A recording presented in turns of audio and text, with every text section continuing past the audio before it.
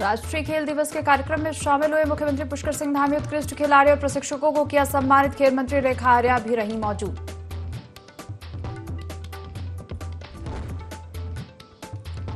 मुख्यमंत्री पुष्कर सिंह धामी की पहल लाई रंग। स्मार्ट औद्योगिक शहर के रूप में विकसित होगा उत्तराखंड का खुरपिया फॉर्म। 50,000 से अधिक युवाओं को मिलेगा रोजगार।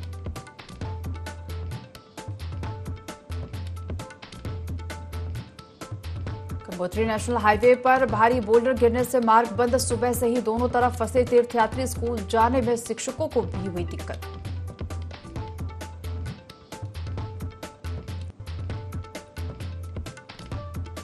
उत्तराखंड में तेज बौछारों का दौर जारी। आज देहरादून सहित 9 जिलों में अलर्ट। डोईवाला के नाले में बहे व्यक्ति का शव एसडीआरएफ ने किया बरामद।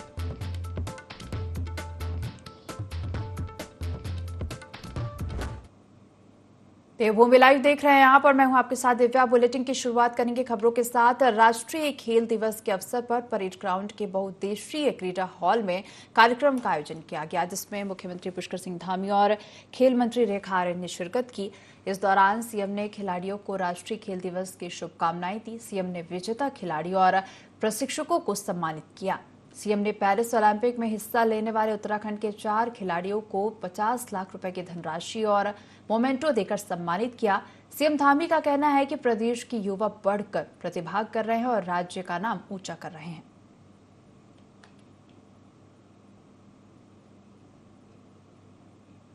काफ़ी खुशी हो रही है कि पेरिस ओलंपिक से लौटने के बाद हमारा इतना अच्छा सम्मान समारोह रखा गया और हमें इतनी बड़ी प्रोत्साहन राशि दी गई।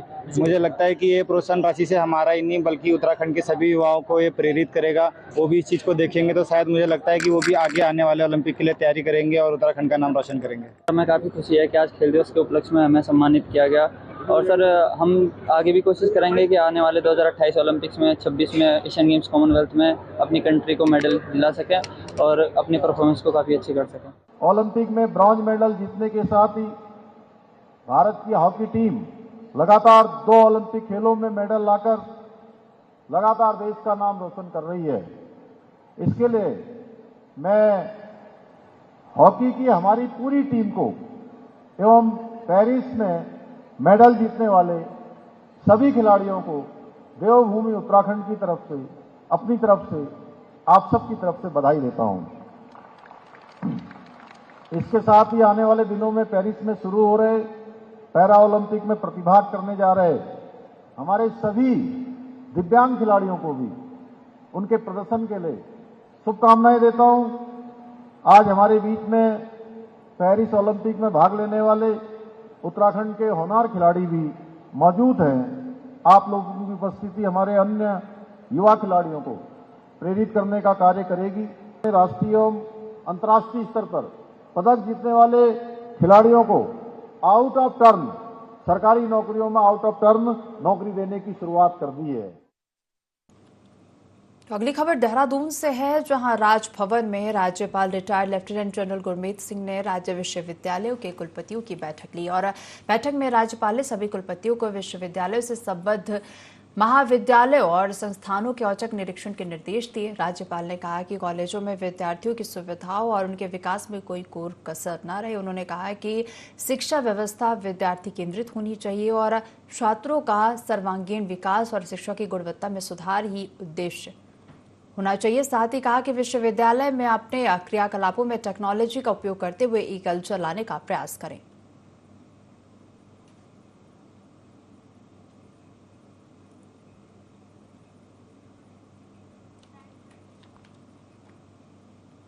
दिल्ली के बुराड़ी में केदारनाथ मंदिर निर्माण पर रोक लग चुकी है। केदारनाथ धाम नाम से बनाए गए ट्रस्ट की ओर से खुद इसका ऐलान किया है।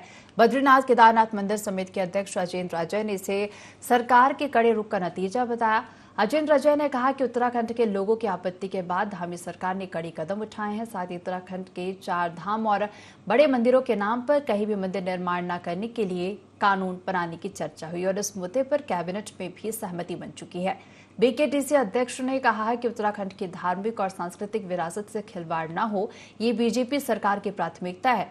अजेंद्र अजय ने कहा कि दिल्ली में जो मंदिर बनाया जा रहा था उसका निर्माण रुकना सरकार की स्पष्ट नीति का ही नतीजा है। देखिए, आप जानते हैं कि जो दिल्ली में कोई केदारनाथ धाम ट्रस्ट नाम से जो लोग एक मंदिर का निर्माण कर रहे थे और उन्होंने इसके लिए भूमि पूजन भी कर दिया था, लेकिन जैसा कि जो प्रदेश की जनता है, उन्होंने जो केदारनाथ ज्योतिर्लिंग के नाम पे धाम के स्थापना का जब विरोध किया, तो प्रदेश सरकार ने और माननीय मुख्यमंत्री जी ने त्वरित उस पर निर्णय लिया और प्रदेश कैबिनेट में भी इस बात को लेकर के कानून बनाने के लिए लेकर के विचार किया गया और कि इस प्रकार से कोई जो हमारे प्रतिष्ठित धाम हैं उनके नामों का दुरुपयोग न करे, उनके किसी प्रकार से उनके नाम पर चंदा वसूली न करे। इसके लिए प्रदेश सरकार कानूनी प्रावधान तलाश रही है और बद्रीनाथ केदारनाथ मंदिर समिति भी इस दिशा में प्रयासरत है। जिला मुख्यालय उत्तरकाशी और वरुणावत पर्वत के आसपास क्षेत्रों में अतिवृष्टि और के कारण नालों में काफी पानी और मलबा आया और वरुणावत की पहाड़ी से पत्थर और बोल्डर गिरने लगे।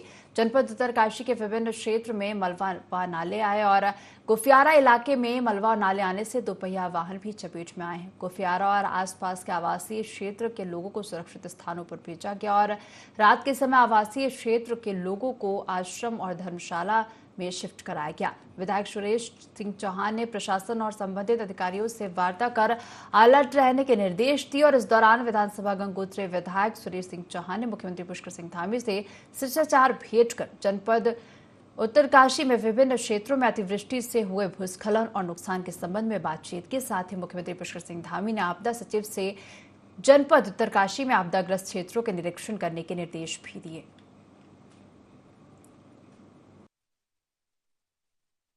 दो घंटे लगातार अतिवृष्टि उत्तरकाशी के अंदर हुई और जगह जगह दूर भाषा पर मुझे लगातार लोगों के फोन आए।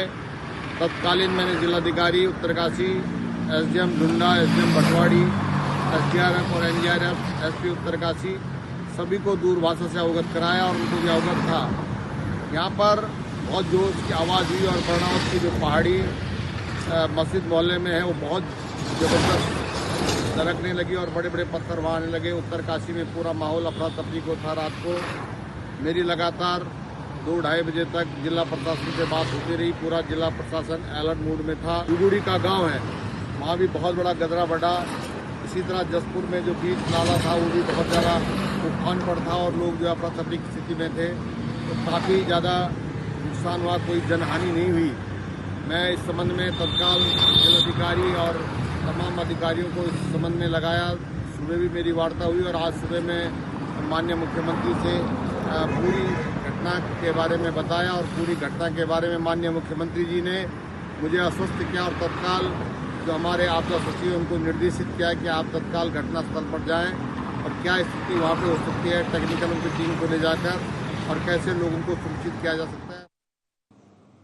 उत्तराखंड में 38वें राष्ट्रीय खेलों के सफल आयोजन और प्रबंधन के लिए एकीकृत स्पोर्ट्स पोर्टल और डेवलप करने के साथ ही स्पोर्ट्स प्रोजेक्ट मैनेजमेंट यूनिट स्थापित की जाएगी और यह फैसला खेलों के आयोजन से संबंधित उच्चाधिकार समिति की है और पिछले दिनों बैठक में लिया गया। प्रतियोगिताएं देहरादून, नैनीताल, उधम सिंह नगर, हरिद्वार, टिहरी और पिथौरागढ़ में होनी है, जहां आयोजन स्थलों, स्टेडियम और खेल परिसरों के आसपास की सड़कों के नेटवर्क को मजबूत करने के लिए लोक निर्माण विभाग के चीफ इंजीनियर को नोडल अधिकारी नियुक्त करने के संबंध में निर्देश दिए गए।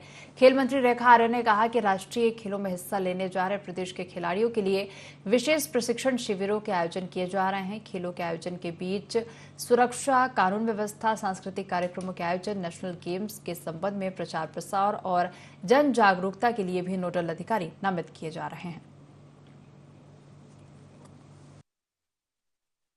राष्ट्रीय खेल हम लोग जो उम्मीद कर रहे हैं कि 15 अक्टूबर से लेकर 15 नवंबर के मध्य में, जिसको लेकर विभाग लगातार प्रयासरत है। केंद्रीय खेल मंत्री जी से भी हमने अनुरोध किया है। इसके साथ ही भारतीय ओलंपिक संघ की अध्यक्षा से भी इसका आग्रह किया है कि जल्द से जल्द इसकी तिथि घोषित होते हुए संभावित समय में जो है इसको कराया जाना जो है वो सुनिश्चित किया जाए।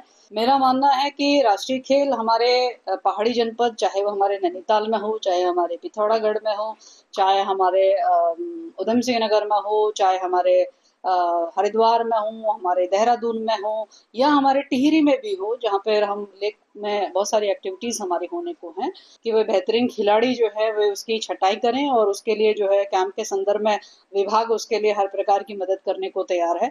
तो उस दिशा में लगातार काम चल रहा है। हल्द्वानी में छात्र छात्राओं ने राष्ट्रपति के नाम उप जिलाधिकारी को ज्ञापन सौंपा, जिसमें उत्तराखंड में हो रहे महिलाओं के साथ अत्याचार, दुष्कर्म, हत्या के मामले में सख्त कार्रवाई करने की मांग की है।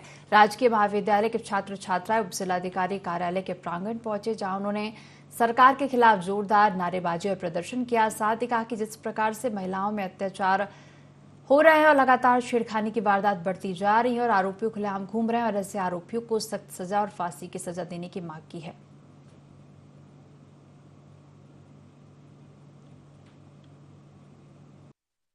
ये कि जो भी ये रेप केसेस हो रहे हैं, जो भी महिलाओं के साथ अत्याचार हो रहे हैं, उस पर सख्त से सख्त कार्रवाई की जानी चाहिए। देश भर में बहुत रेप केसेस बढ़ रहे हैं, हमारे शहर हल्द्वानी में भी बहुत केसेस बढ़ रहे हैं। हमें हल्द्वानी में घर से बाहर निकलने में डर लग रहा है, ऑटो में जाने में डर लग रहा है। तो मैं चाहती हूँ कि सरकार जो सख्त से सख्त कार्रवाई करे, ताकि जो बेटियाँ हैं वो देश की आज़ाद घूम सके, उन पर कोई प्रॉब्लम ना आए और बिना डरे वो आगे बढ़ सके।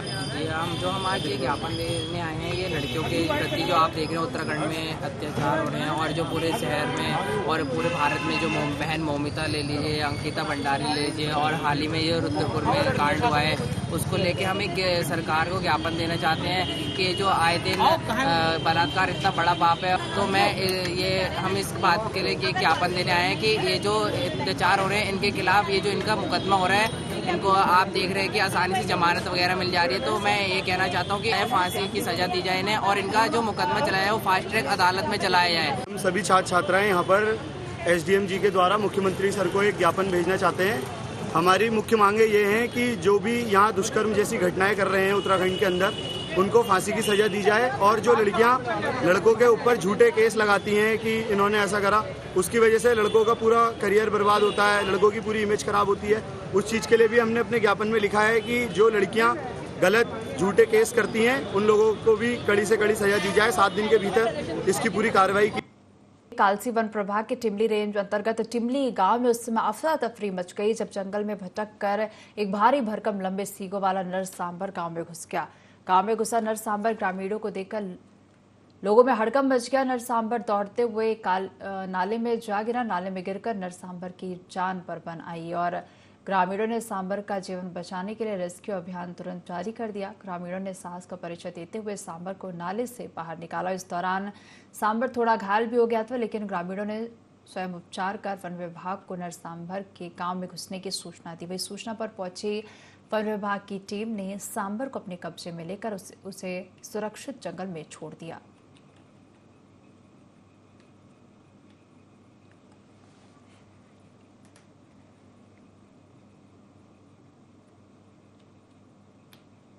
त्रासदी जिसने पूरे उत्तरकाशी जनपद मुख्यालय का पूरा भूगोल बदल कर रख दिया। बस अड्डे से लेकर कई खास जगहों पर त्रासदी का असर हुआ था, जिससे कई लोगों को पलायन तक करना पड़ा था, जहां तक कि इस क्षेत्र को बफर जोन भी घोषित किया गया था। देखिए इसी पर एक खास रिपोर्ट। कल रात हुई भारी बारिश से लोगों के घरों में पानी भर गया। लोग जैसे तैसे अपने घरों से पानी निकाल रहे थे, तभी जोरदार आवाज के साथ वर्णावत पर्वत से पत्थर गिरने लगे और लोग सड़कों पर दौड़ने लगे। एसडीआरएफ और एनडीआरएफ के प्रबंधन की टीमें लोगों को घरों से सुरक्षित निकालने में जुट गई। एक तरफ बारिश, दूसरी तरफ वर्णावत पर्वत का डर लोगों को सताने लगा। बारिश के साथ पत्थर गिरने का सिलसिला देर रात तक चलता रहा। हालांकि जिला प्रशासन ने भी आपदा प्रबंधन के साथ रात में मोर्चा संभाले रखा। 10 साढ़े 10 बजे लगभग ये शुरू हुआ था, और यहाँ पे जो बहुत अधिक मात्रा में जो है यहाँ पर मलबा आ गया था, जो ऊपर कहीं से सहसे टूटा था। तो एक खाला जो है ये काफ़ी सालों से है, पर इतना एक्टिव नहीं रहा, पर ये बहुत अधिक मात्रा में कल रात आया। यहाँ पे जो है आप मेरे पीछे देख भी रहे, कई वाहन जो यहाँ पे कल रात को मलबे में दब गए थे, और वो तो रात को जो है फिर समय पर नगर पालिका का जेसीबी वगैरह आ गया था, तो जिसने जो है यहाँ से मलबा कल रात को जो है काफ़ी उसमें साफ किया, और उसमें काफ़ी वाहन जो दब रखे हैं और बहुत अधिक उसमें आया है। तो हम तो यही चाहेंगे कि भविष्य में जो उस तरफ जितने अधिक हो सके पेड़ लगाए जाएं, ताकि जो है कहीं ना कहीं इन पेड़ों ने जो अभी वहाँ पर वर्तमान में है और जो बैरिकेडिंग जो हुई है उसने उस मलबे को काफ़ी हद तक रोका है। तो करीब 10 बजे करीब जो है बहुत मूसलाधार बारिश हुई, उस कारण जो है यहाँ एक गदेर है, इसमें बहुत भयंकर वो हुआ मलबा, और नीचे मेन हाईवे तक जो है मलबा जाके ये यहाँ वाहन सब दबे हुए। रात को काफ़ी खतरनाक बारिश हुई थी रात को। अरे सब देखो कुछ रोड तो खुल गई थी रात को नगर पालिका उससे, वो आए थे, उन्होंने लोगों को सतर्क करा, बल्कि इधर से लोगों जो बसते हैं उनसे लोगों को उधर सुरक्षित स्थान पर पहुँचाया। गुफियारा जल संस्थान के ऊपर पहाड़ी से पत्थर गिरने के कारण यहाँ के बाशिंदों की नींद उड़ गई और वो रात भर सो नहीं पाए। यहाँ मलबे में कुछ वाहन भी फंस गए थे, जिनको नगर पालिका ने रात में जेसीबी से निकलवाया। इसमें किसी प्रकार के जान माल के नुकसान की सूचना नहीं है। एसपी अर्पण यदुवंशी रात 12 बजे ही मौके पर लोगों से मिलने पहुंचे और उन्हें सुरक्षित स्थानों पर रहने को कहा। इधर डीएम डॉक्टर मेहरबान सिंह बिष्ट तत्काल आपदा कंट्रोल रूम पहुंचे और अधिकारियों के साथ स्थिति पर नजर बनाए रखते हुए लोगों के सुरक्षा के इंतजामों को लेकर जरूरी दिशा निर्देश जारी किए। रात में ही प्रशासन की सक्रियता से लोगों को सुरक्षित स्थानों पर पहुंचाया गया, जिससे उनका भय कुछ कम हो सका। वहीं रात भर मुख्यालय में अफरा तफरी का माहौल रहा। फिलहाल आपदा प्रबंधन NIM भूगर्भीय वैज्ञानिक वर्णावत पर्वत का जायजा ले रहे हैं। रिपोर्ट आने के बाद आगे की कार्रवाई की जाएगी। वहीं पुलिस का कहना है कि सोशल मीडिया पर यहां के बारे में भारी नुकसान की खबर फैलाई जा रही है, जो कि गलत है। 7-8 बजे के बाद जनपद में बारिश हुई थी, जिसमें मुख्यालय में थोड़ा ज़्यादा बारिश हुई।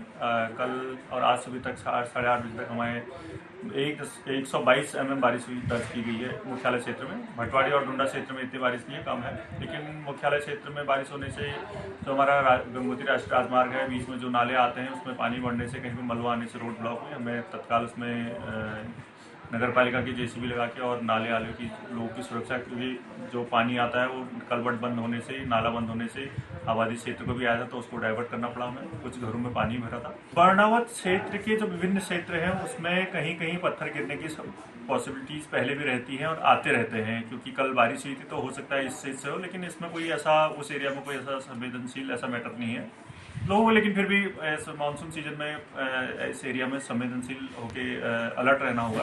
गत रात्रि को लगभग 11:30 बजे के आसपास उत्तरकाशी गुफियारा के ऊपर वर्णावत पर्वत से मलबा और बोल्डर आने की सूचना प्राप्त हुई थी।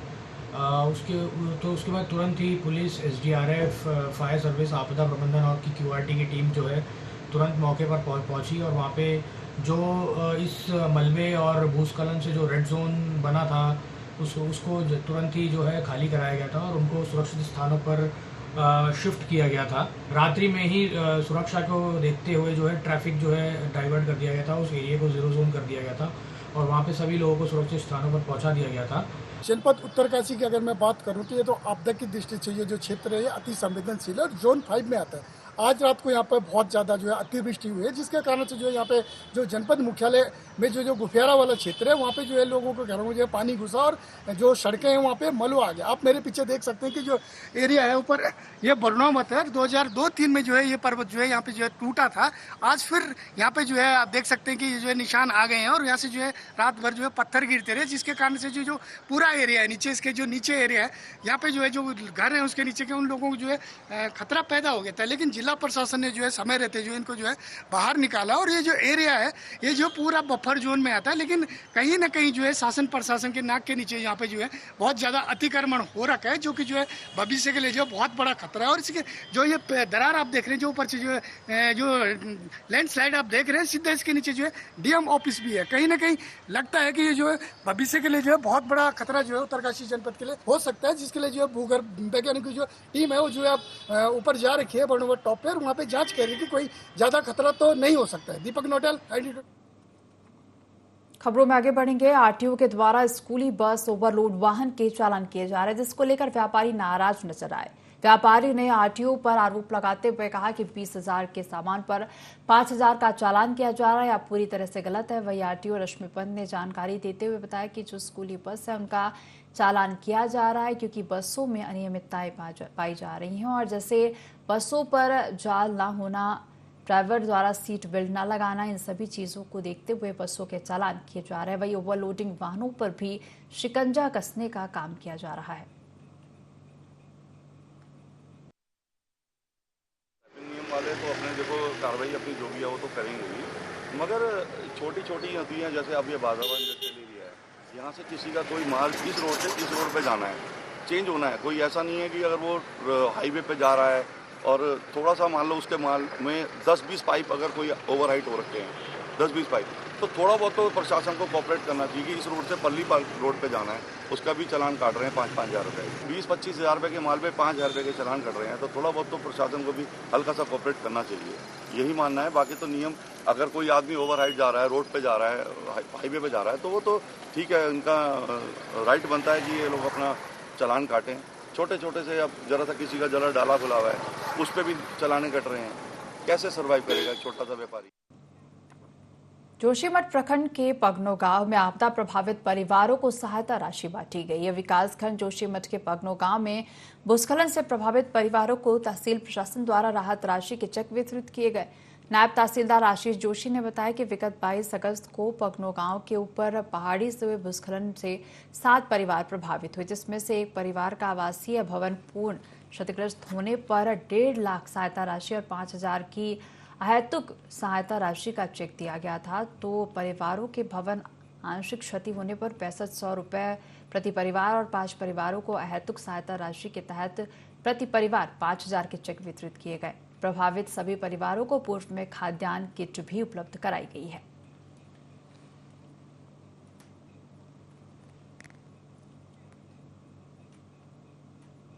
हरिद्वार के BHEL में हुई 1 करोड़ की चोरी का पुलिस ने खुलासा किया है। मामले में पुलिस ने 4 आरोपियों को गिरफ्तार किया, जिनके कब्जे से एक स्कॉर्पियो, भारी मात्रा में धातु की सिल्लियां और कबाड़ बरामद किया गया। इस कार्रवाई के बाद SSP प्रमेंद्र टोबाल ने पुलिस टीम को शाबाशी भी दी है।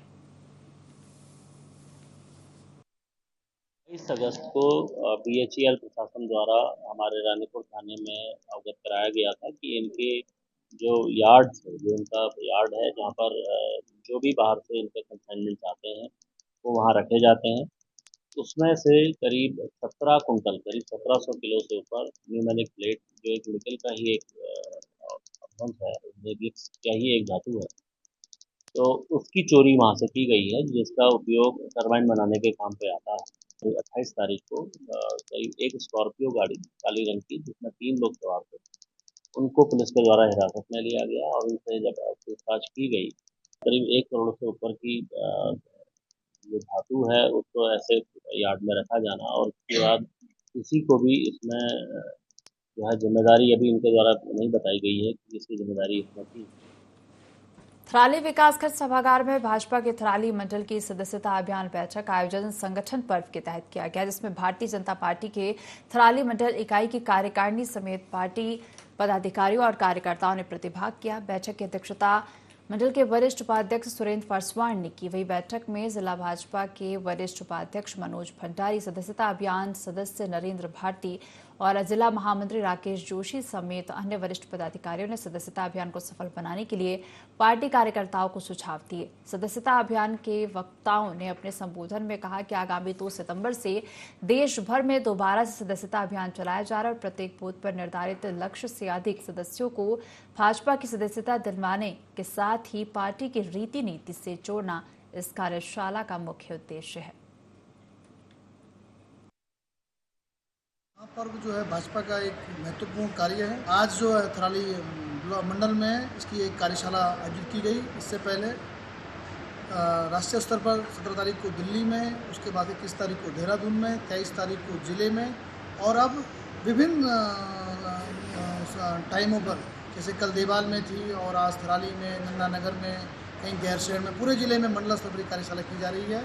इसका उद्देश्य भारतीय जनता पार्टी के में सदस्यता अभियान को आगे बढ़ाना है। सदस्यता अभियान जो है कि 2 तारीख से 16 तारीख तक भारतीय जनता पार्टी का जो सामान्य सदस्य, जो आज तक 10 करोड़ जो सामान्य सदस्य बनाए गए थे, वो उनकी संस्था को एक सामान्य सदस्य मानकर 1 तारीख से संस्था शुरू की जा रही है। इस बुलेटिन में फिलहाल इतना ही। आप देखते रहिए ID24। नमस्कार।